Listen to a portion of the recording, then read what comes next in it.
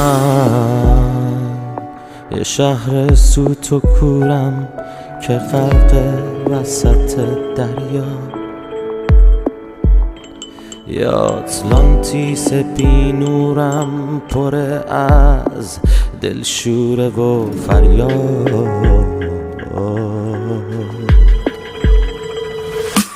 من یه تایتانیک شکستم که عشقش مرده و رفته، یه اقیانوس دلگیرم که طوفانه و موجیه همه هفته.